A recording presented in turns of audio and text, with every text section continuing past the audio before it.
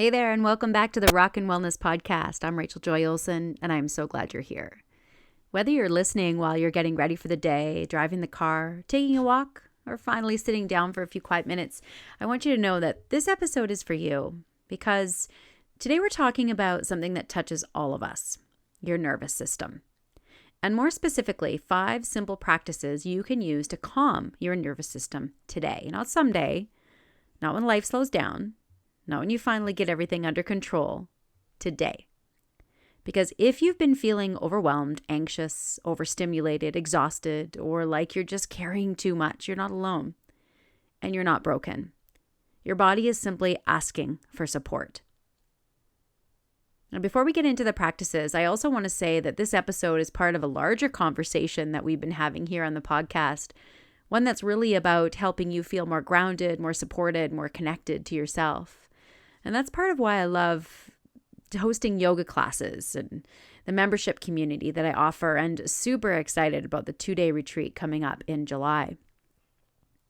These are all various ways of creating space to regulate, restore, and reconnect. So whatever your community, whatever your chosen opportunity to restore and reconnect to yourself, all of it is so essential. I was listening to Dr. Gabor Mate speak just the other night live at an event, and he was talking about his new book, The Myth of Normal, and how so many issues that we just consider to be normal or, normal with age or whatever it is, that our body is talking to us and it's literally screaming, and we're not hearing because we just think that these certain things are normal. So as you listen today, I invite you to think not just about what helps you in this moment, but what kind of ongoing support your body and your life might be asking for to potentially create a new normal for yourself. So let's start here. Your nervous system is always working in the background, scanning for safety, processing stress, and helping your body respond to life. When things are balanced, you feel more able to breathe, think clearly, rest, and move throughout your day with some ease. But when stress starts to pile up, your nervous system can get stuck in a state of activation. That might show up as feeling wired but tired. It might show up as irritability. It might show up as trouble sleeping, racing thoughts, shallow breathing, muscle tension, digestive issues, or a constant sense that you need to keep going even though your body is begging you to stop. And for many women, this becomes the norm. We get so used to functioning in a stressed state that we stop noticing how depleted we really are. We call it busy, productive, or being strong. But often what's really happening is that our nervous system is doing its best to keep up. So what we want to do is not force ourselves to calm down in a harsh way. We want to offer the body safety. We want to send signals that say, you can soften now. You can breathe now. You do not have to do everything at once. And that is where simple practices become so powerful. Because regulation doesn't always come from a huge breakthrough. Sometimes it starts with the smallest shift. The first practice we'll go through today is one of the simplest and most effective things you can do. Slow your breathing. Your breath is one of the fastest ways to communicate with your nervous system. So if you're able right now, just notice your breath. Don't change anything yet, just notice. Is it shallow? Is it fast? Is it held somewhere in your chest or throat? Now try this. Inhale slowly through your nose for a count of 4. And exhale a little longer for a count of 6. Let's do that again. Inhale for 4. 1, 2, 3, 4. Exhale for 6, 5, 4, 3, 2, 1. One more time on your own. Inhale. And exhale. The longer exhale helps signal safety to the body. It tells your system that it does not need to be in a rush, and you can use this anytime before a meeting, before answering an email, before walking into your house after a stressful day, before bed, before you say yes to something you're not quite sure about. This practice is simple, but it is not small. It can change the way you enter the next moment. The second practice is to notice where you're holding tension and gently soften there.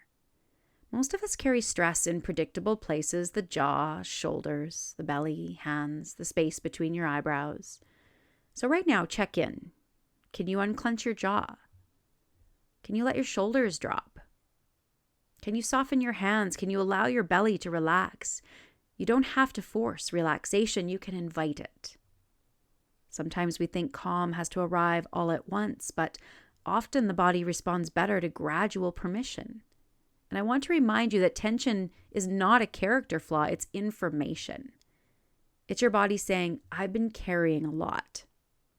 When we respond with compassion instead of criticism, everything changes.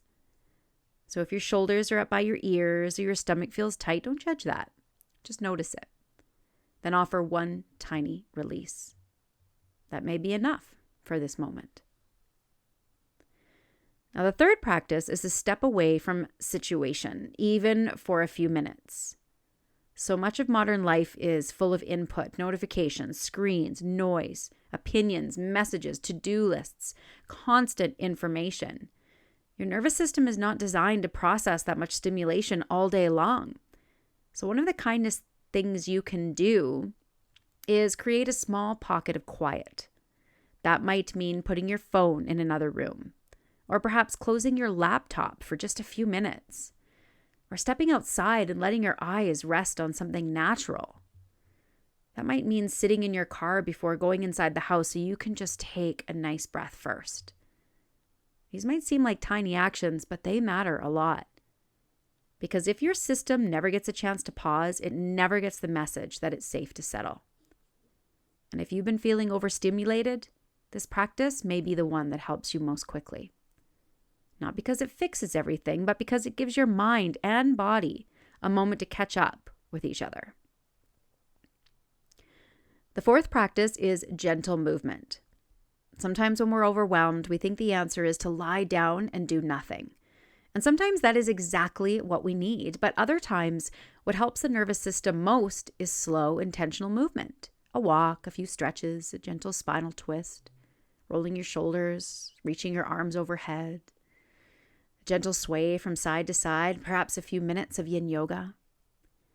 Movement helps the body process what it has been holding. It reminds the system that it does not have to stay frozen or braced. This is one of the reasons why I personally love yoga so much. Yoga gives us a way to listen to the body instead of overriding it. It offers both structure and softness, strength and stillness, effort and ease. And when movement is approached in this way, it becomes less about performance and more about regulation, less about exercise and more about relationship. If you already practice yoga, you know how powerful that can be. And if you don't, this is a beautiful place to begin. A short class, a few minutes of stretching, a simple seated twist, even lying down with your legs up the wall.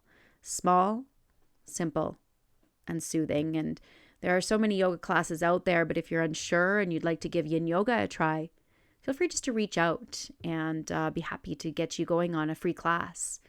In one of my yin yoga classes, every week we take that time for self-care, and I also infuse those classes with essential oil suggestions as well to deepen the practice. The fifth practice is to return to a supportive ritual. This is where we start to think beyond the movement and into the rhythm of your life. What is one small practice that helps your body feel safe, supported, and cared for? Maybe it's a cup of tea in the morning before the day begins. Perhaps lighting a candle before journaling. Maybe it's taking your shoes off the moment you get home, or taking a few minutes of breath work before bed. Maybe it's listening to a calming meditation, or using an essential oil that helps cue your body into rest. And maybe it's showing up to a weekly yoga class that gives you space to reset. Rituals matter because they create consistency. They remind your nervous system that support is not random, it's available, it's repeatable, it can become part of your life. And this is where I want to gently connect this back to the bigger picture of, just some of the support that I potentially might offer you, because these 5 practices are wonderful on their own, but they're also a beginning to a deeper kind of care. This support is what happens in my yoga classes. It's what happens in my membership community, and very excited to share that this will happen in the 2-day retreat in July if you're interested in coming together into a nice, calming, supportive space. In these opportunities, we create space not just to learn about calming the nervous system, but to actually experience it in a guided, supportive way. So let's bring this all together. If you're feeling overwhelmed today, I want you to remember that your body is not trying to work against you. It's trying to communicate with you. And the more you learn to listen, the more you can respond with care instead of pushing through on autopilot. Today, you have 5 simple ways to begin. Slow your breath, soften where you hold tension, step away from stimulation, move gently, and return to a supportive ritual. You do not need to do all 5 of these perfectly. You do not need to master them, and you do not need to add any pressure to your healing. You only need to begin. 1 breath, 1 stretch, 1 quiet moment, 1 supportive choice. This is how nervous system care becomes part of your life. And over time, those little choices add up. They build trust. They build resilience. They build a different way of living. One that is less about surviving and more about sustaining and thriving. And that matters, because you deserve more than constantly running on empty. You deserve to feel grounded. You deserve to feel regulated. And most of all, you deserve to feel at home in your body. So if this episode has resonated with you, I want to invite you to keep going. Perhaps come to a yoga class, join my membership community, and if you're around in the Calgary area, or even if you're not, explore the retreat in July. These are all ways of giving yourself more than a moment of relief. They're ways of creating ongoing support. You do not have to figure out everything out alone. Sometimes the next step is not a huge life change. Sometimes it's simply saying yes to a space where you can breathe, soften, and reconnect. And that is exactly the kind of space I love creating. I know so many people, women especially, who are in, beautiful jobs that are supporting them financially, maybe not supporting them in any other way, but, they need those jobs, and yet they feel like they're drowning. So they feel like the job needs to go. And it's not always the job. Sometimes it's just allowing a moment to calm the nervous system. Sometimes it's just taking a step away from the busyness, and then you can go back to focusing and being your best self. So today, before you move on with your day, choose one of the 5 practices and try it now, just one. Maybe a slower exhale. Maybe relaxing your shoulders. Maybe just take a moment to step away from your phone. Maybe a gentle stretch or a small ritual that helps you feel more supported. Then notice how you feel. As always, thank you so much for being here with me today. I'm so grateful that you're listening, and I hope this episode gives you something steady to return to whenever life feels a little too full. So until next time, my friends, keep rocking your wellness. Thanks for joining me on this episode of the Rockin' Wellness Podcast. Make sure to visit my website at www.rjowellness.com, where you can subscribe to the show and check out all the show notes. While you're at it, if you found value in this podcast, if you'd simply tell a friend about it, that would help out too. You may choose to join the R.J.O Wellness community to take advantage of the freebies, courses, and coaching that will take your voyage to the next level, or support this podcast with your monthly membership. Until next time, my friends, keep rocking your wellness.